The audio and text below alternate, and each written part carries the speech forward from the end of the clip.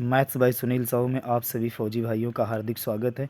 आज हम उन प्रश्नों की चर्चा करेंगे जो 13 नवंबर को आर्मी जीडी में जबलपुर और बरेली में पूछे गए। ये सभी प्रश्न ऑथेंटिक हैं। कृपया सभी बच्चे कॉपी पेन लेकर के बैठें और इन प्रश्नों को नोट कर लें और इनसे ही रिलेटेड अब आप अपनी तैयारी को स्ट्रॉन्ग कर सकते हैं। पहला प्रश्न हम देखते हैं कि प्रश्न में आपसे पूछा गया है कि दो संख्याओं का गुणनफल 47-25 दिया है और मासापा उनका 15 है, तो लासापा ज्ञात कीजिए। बच्चे यहाँ पे ध्यान से समझेंगे, मासापा गुणा लासापा बराबर होता है दो संख्याओं का गुणनफल। यानी कि आप ये भी कह सकते हैं लासापा गुणा मासापा बराबर पहली संख्या गुणा दूसरी संख्या। तो यहाँ पे इस प्रश्न को आप ऐसे हल कर सकते हैं। 15 आपको दिया मासापा गुणा में लासापा एलसीएम बराबर में दो संख्याओं का गुणनफल दिया 47-25। अब आप क्या करेंगे, एलसीएम निकालना आपको, तो 47-25/15 डिवाइड कर देंगे तो आपका आंसर आ जाएगा 315। अगले प्रश्न को देखते हैं।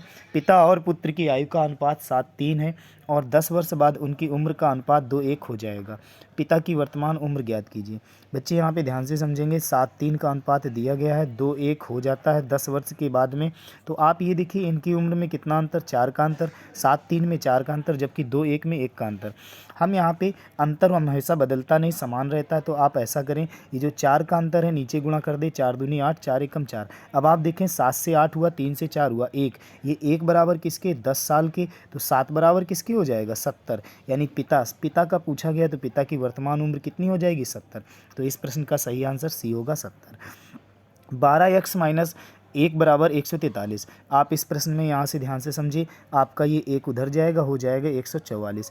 x से 12 से डिवाइड कर देंगे तो आपका आ जाएगा आंसर 12। तो इस प्रश्न का सही आंसर होगा 12। ऐसे सभी छोटे प्रश्न आपके सही होने चाहिए।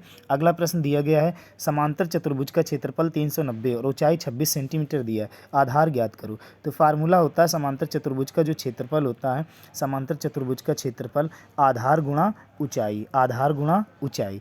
आपको क्षेत्रफल दिया है 390 और यहाँ पे ऊंचाई दी गई है 26। आपको आधार ज्ञात करना। 13 से काट देंगे, 13 दूनी 26, 13 तिया 39, 30, 2 से 30 को काटेंगे 15। तो इस प्रश्न का सही आंसर होगा बी 15।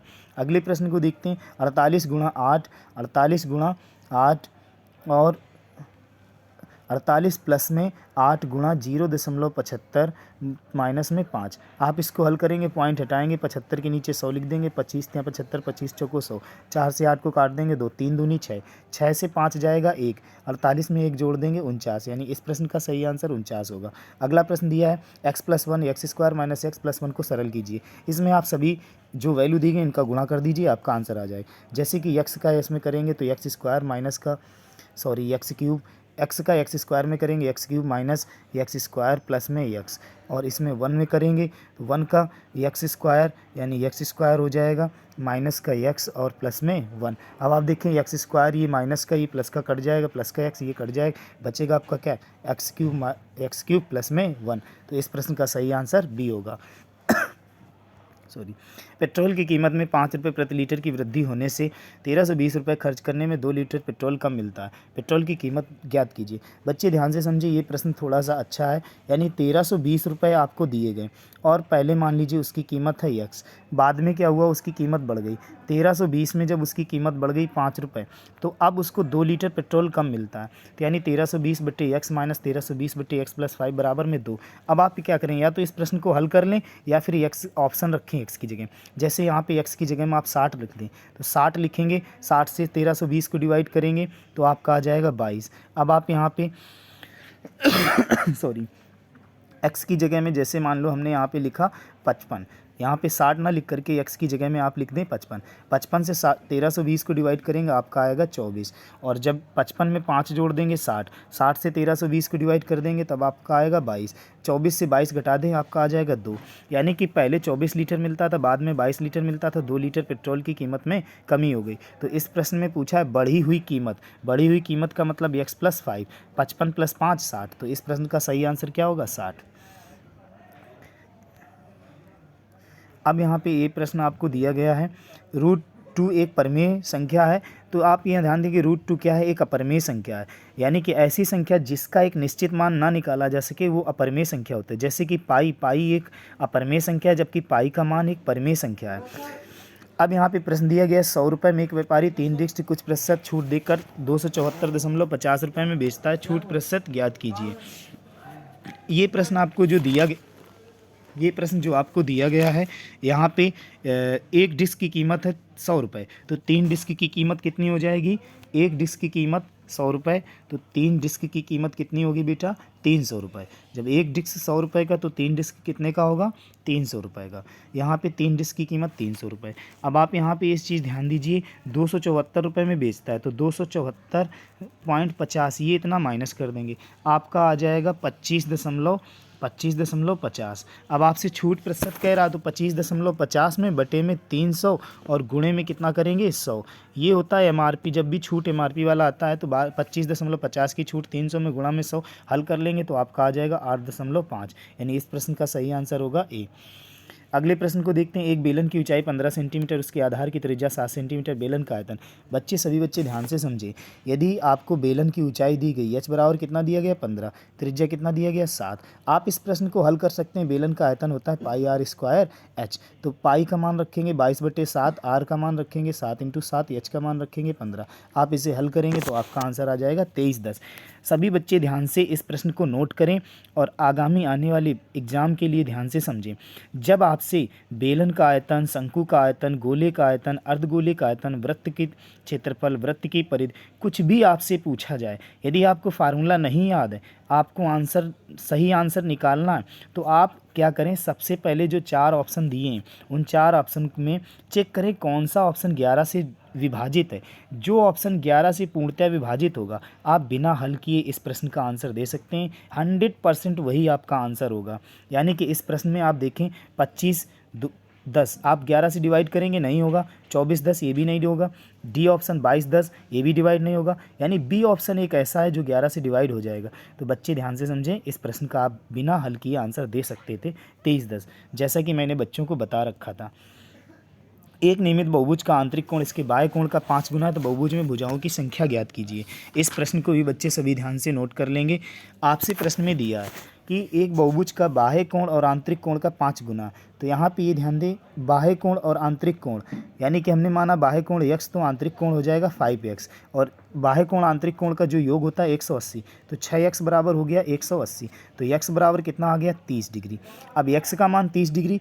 आपसे पूछा गया भुजाओं की संख्या, भुजाओं की संख्या बराबर होता है 360 में बाह्य कोण, बाह्य कोण कितना? 30, डिवाइड कर देंगे 3 से तो आपका आ जाएगा 12। तो इस प्रश्न का सही आंसर होगा 12, यानी कि बी।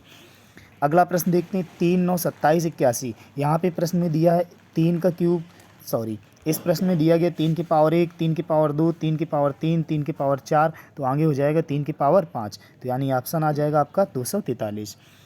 1 और 10 के बीच अभाज्य संख्याओं का योग क्या होगा?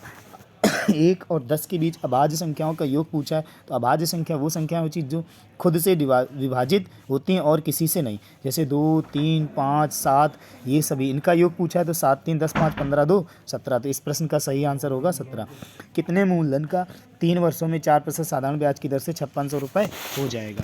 इस प्रश्न को सभी बच्चे ध्यान से समझेंगे। आपसे पूछ रहा है कि आप ऐसा करें, 4×12 साधारण ब्याज दिया है तो 12, 100 में 12 जोड़ देंगे तो हो जाएगा 112। यही 112 किसके बराबर है? 5600 के। आप इसको हल कर लेंगे, 112 से 5600 को डिवाइड करेंगे तो आपका आ जाएगा 5600/112 और इंटू में 100 कर दें तो आपका आ जाएगा 5000, यानी इस प्रश्न का आंसर होगा 5000। अगला प्रश्न देखें। 120 किलोमीटर की दूरी तय करने के दौरान एक कार पहले 80 किलोमीटर की दूरी को 20 किलोमीटर प्रति घंटा से तय करती है और तय करती है। अब इस प्रश्न में आप सभी बच्चे ध्यान से इसको नोट करें। 120 किलोमीटर की दूरी है, औसत चाल पूछ रहा है, तो पहले वो 80 किलोमीटर की दूरी 20 किलोमीटर प्रति घंटा की गति से तय करती है, बाद में 40 किलोमीटर की दूरी 40 किलोमीटर। तो देखिए पहले 20 किलोमीटर, 1 घंटे में 20 किलोमीटर, तो 4 घंटे में 80 किलोमीटर, तो 4 घंटे में 80 किलोमीटर जाएगा। दूसरी बार आप देखिए 40 किलोमीटर प्रति घंटा, तो 1 घंटे में 40, तो हमें जाना है 40 किलोमीटर, तो यहाँ पर दूसरी बार समय लगेगा मात्र 1 घंटे में 40 किलोमीटर। तो औसत चाल निकालते समय कुल दूरी बटे कुल समय, कुल दूरी कितना हो जाएगा? 120। कुल दूरी कितना? 120, जबकि कुल समय 4 घंटे इधर, 1 घंटा इधर, 4, 1, 5, 5 से 120 को डिवाइड कर देंगे, आ जाएगा 24। तो इस प्रश्न का सही आंसर क्या होगा? 24। यहाँ पे ये प्रश्न दिया गया है आपके रीजनिंग के कुछ इन प्रश्नों को ध्यान से बच्चे इन्हें भी नोट कर लें। जैसे कि ये दिया है, एक फ़ोटो की तरफ संकेत करते हुए लता ने कहा मेरे दादा के इकलौते बेटे का बेटा है, फ़ोटो वाला आदमी लता से कैसे संबंधित है। तो यहाँ पे ध्यान दें, फ़ोटो की तरफ संकेत करते हुए लता ने कहा, यानी लता माइनस बना देते हैं, यह मेरे दादा। तो देखिए लता के दादा यानी जो पिताजी होंगे, पिताजी के पिताजी वो लता के दादा होंगे। अब आप यहाँ पे इस चीज़ को ध्यान से समझें। आपसे प्रश्न में कहा गया है कि फ़ोटो की तरफ संकेत करते हुए लता, यह मेरे दादा, यानी लता के पिताजी वो दादाजी, दादा के इकलौते बेटे, तो इसका मतलब लता के पिताजी हो गए। बेटे का बेटा हो गया है। तो फ़ोटो वाला आदमी लता से कैसे संबंधित है, जो फ़ोटो वाला आदमी है लता का भाई होगा। क्या होगा, भाई। तो इस प्रश्न का सही आंसर क्या हो जाएगा, सी। अरुण ने कहा यह लड़की मेरी माँ के पोते की पत्नी है।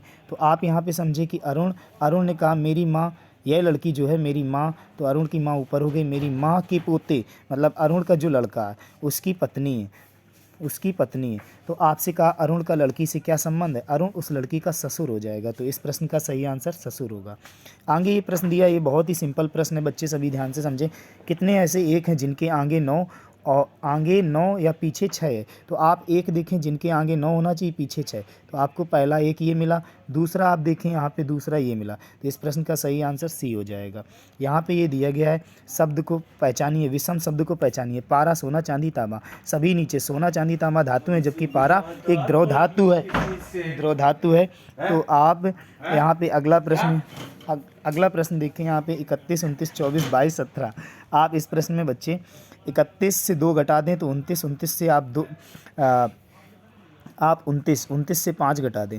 पहले आपने 2 घटा दिया, फिर आप 29 से 5 घटा दें तो आपका 24 से फिर 2 घटा दें, फिर 5, यानी पहले 2 फिर 5 फिर 2 फिर 5, तो 17 से इस बार आप क्या कर देंगे, देखिए 22 से 5 घटा देंगे 17, और 17 से 2 घटा देंगे तो 15। तो इस प्रश्न का सही आंसर हो जाएगा 15। जय हिंद दोस्तों। इन सभी प्रश्नों को सभी बच्चे नोट कर लें।